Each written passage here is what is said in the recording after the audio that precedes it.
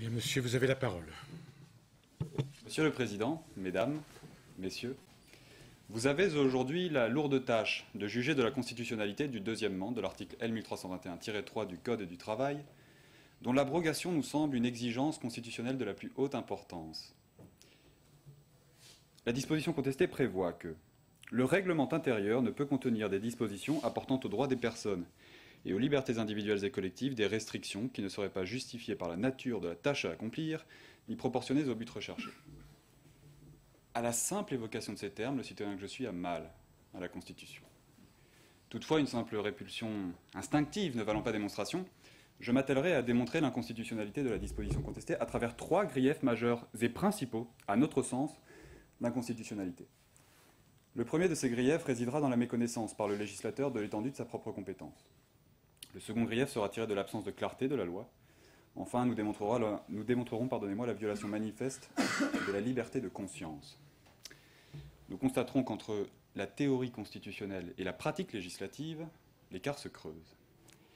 Sur la méconnaissance par le législateur de l'étendue de sa propre compétence, votre Conseil a reconnu dans une décision numéro 2010-45 QPC que la méconnaissance par le législateur de l'étendue de sa propre compétence, autrement appelée incompétence négative, pouvait être invoquée dans le cadre d'une question prioritaire de constitutionnalité, dès lors que le législateur n'avait pas épuisé la totalité de sa compétence en matière d'exercice des droits et libertés fondamentaux.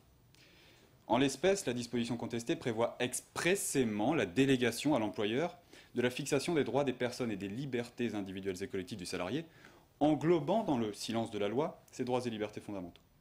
Voilà pourquoi nous pensons être bien fondés à soulever ce premier grief. L'article 34 de la Constitution, dispose que la loi fixe les règles concernant les droits civiques et les garanties fondamentales accordées aux citoyens pour l'exercice des libertés publiques. L'expression liberté publique s'entend à la fois en doctrine et en jurisprudence comme l'ensemble des droits et libertés du citoyen, et comprend l'adjectif public, liberté publique, car c'est à l'État de les fixer, ces droits et libertés, par l'intermédiaire de la loi.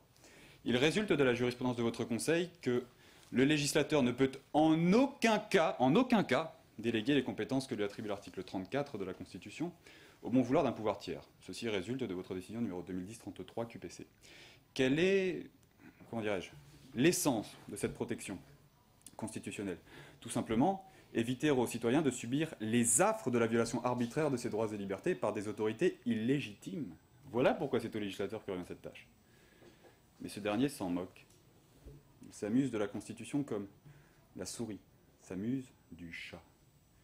En effet, en prévoyant dans la disposition contestée que c'est à l'employeur de restreindre les droits et libertés du salarié, c'est-à-dire de fixer les limites de ces droits et libertés, alors que c'était à lui d'ailleurs de les fixer directement, le législateur n'a de toute évidence pas épuisé la totalité de sa compétence. Bien évidemment, le ministère public tentera de négocier auprès de vous la constitutionnalité de la disposition, il tentera de l'interpréter à sa guise, de la justifier, tentera d'interpréter même les termes de la disposition, ou en tout cas des bases constitutionnelles qui nous servent d'appui. Il tentera de détourner votre attention sur le contrôle du règlement intérieur par l'inspecteur du travail, par l'autorité judiciaire, à qui il ne revient d'ailleurs pas de fixer les droits et libertés du citoyen. C'est le peuple français qui, à la seule et unique lecture du projet constitutionnel, l'a approuvé et l'a voté en 1958. Par conséquent, quand la Constitution, le pouvoir constituant impose au législateur de fixer les droits et libertés du citoyen, il n'y a pas de justification à donner, ni d'interprétation à fournir. Il a tout simplement, pour le législateur, un ordre à respecter.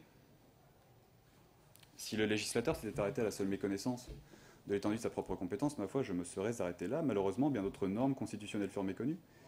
Permettez-moi donc d'aborder le second grief tiré de l'absence de clarté de la loi. Votre Conseil a reconnu un principe de clarté de la loi qui impose au législateur de fixer des normes précises. Cette exigence constitutionnelle, combinée avec l'objectif d'accessibilité et d'intelligibilité de la loi, font votre Conseil à censurer des dispositions peu claires, trop imprécises ou encore d'une complexité inutile et dont la portée normative deviendrait incertaine. En ce sens, vos décisions numéro 2005-512 DC, 83-164 et bien d'autres encore. Un tel défaut de clarté et de précision engendre, par ricochet, une atteinte au principe de sécurité juridique, en cela que le justiciable est dans l'impossibilité de connaître à la fois l'étendue et la teneur exacte d'une loi. En ce sens, votre décision numéro 2010 4500 DC, Ce principe de sécurité juridique est un droit fondamental tiré de l'article 2 de la Déclaration des droits de l'homme et du citoyen. Voilà pourquoi nous pensons être bien fondés à soulever ce second grief tiré de l'absence de clarté de la loi dans le cadre d'une question prioritaire de constitutionnalité. Permettez-moi de rappeler les termes de la disposition contestée. Le règlement intérieur ne peut contenir des dispositions apportant aux droits des personnes et aux libertés individuelles et collectives des restrictions qui ne seraient pas justifiées par la nature de la tâche à accomplir ni proportionnées au but recherché. Où est la clarté?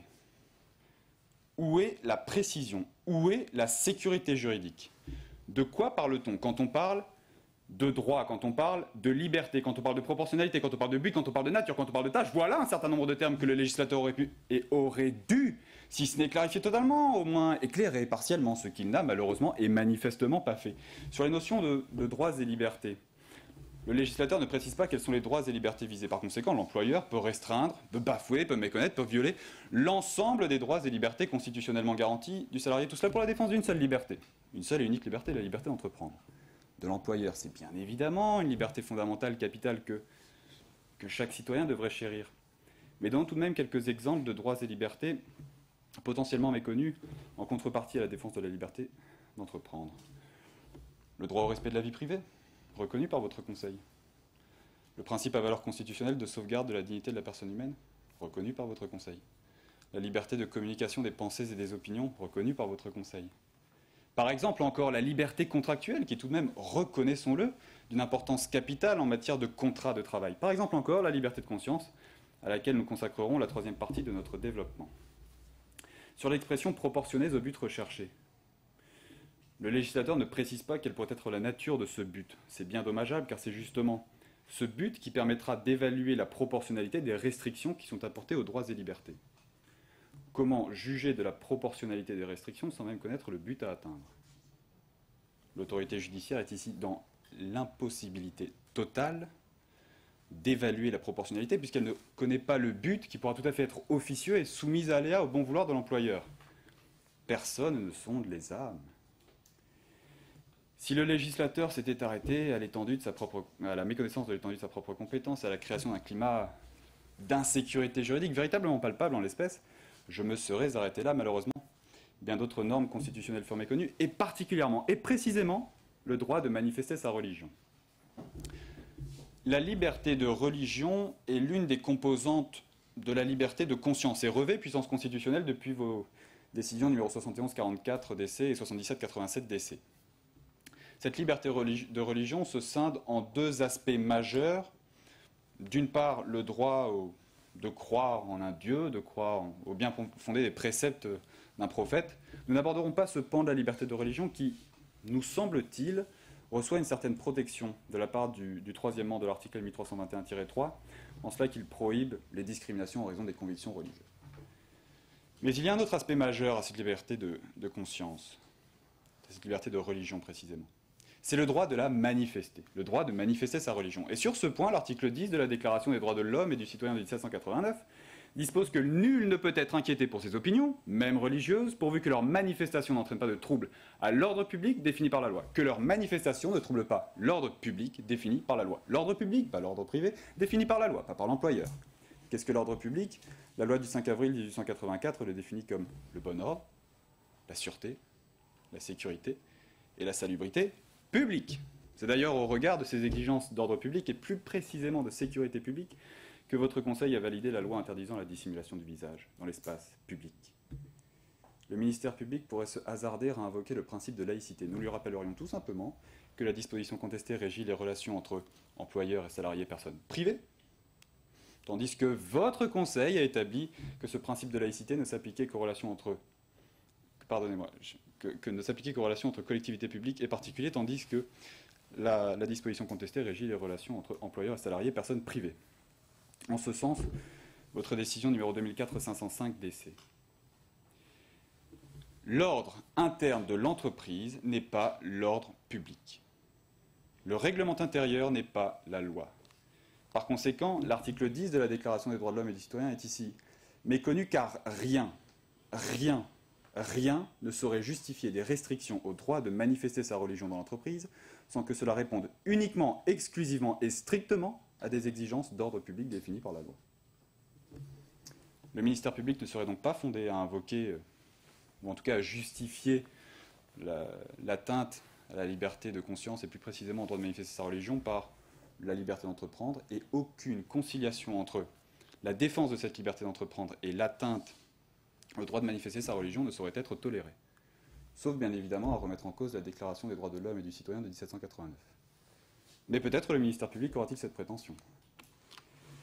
Méconnaissance par le législateur de l'étendue de sa propre compétence, absence de clarté et insécurité juridique insupportable, violation de la liberté de religion, violation de la lettre et de l'esprit de la Constitution, ignorance de la jurisprudence de votre Conseil, méconnaissance des principes constitutionnels élémentaires et fondamentaux, voilà pourquoi, et pour toutes ces raisons, Monsieur le Président, Mesdames, Messieurs, nous avons l'honneur de vous demander déclaration d'inconstitutionnalité de la disposition contestée sans report de ses effets. Et en guise de péroraison, permettez-moi une citation. Talleyrand a écrit dans ses mémoires, peut-être s'en réjouissait-il, « On peut violer les lois sans qu'elles crient. » On peut violer les lois sans qu'elles crient. Aujourd'hui, la Constitution hurle.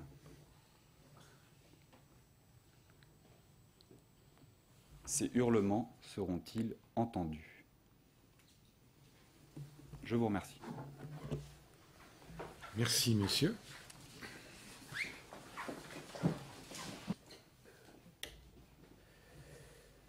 Monsieur le Président, Mesdames et Messieurs les membres du Conseil constitutionnel,